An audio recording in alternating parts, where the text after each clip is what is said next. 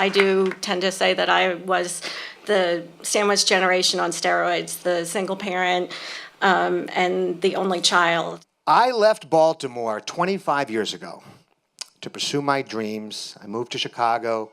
I became a comic, lived in New York, lived in LA. 25 years later, I'm back in Baltimore. This year I started my own photography business, and I got to quit my day job, and I get to work from home in my sweatpants, and probably better than anything, I get to be the guy that 15-year-old had the potential to be. The third thing I've done is to start noticing when connection occurs. When I know the name of the person who delivers my mail, when I speak about suicide, as I'm doing now, making a connection, I notice it and I let it happen and I enjoy it. I went through my 4 months of chemo and I came out in January and I had clean scans and I felt good. And then in July, I wasn't feeling that great. And something said, I think it's back.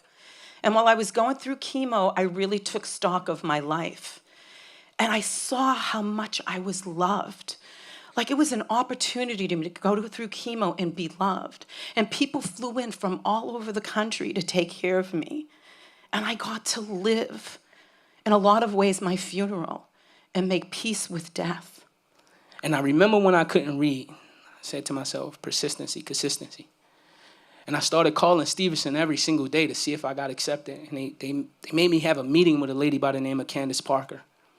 And when I went in, I told Miss Parker, I said, listen, if you let me in, I guarantee you I'm going to start off struggling because I still struggle with reading. I still struggle with math. But I guarantee you I'll graduate with a 4.0. I promise you, just let me in.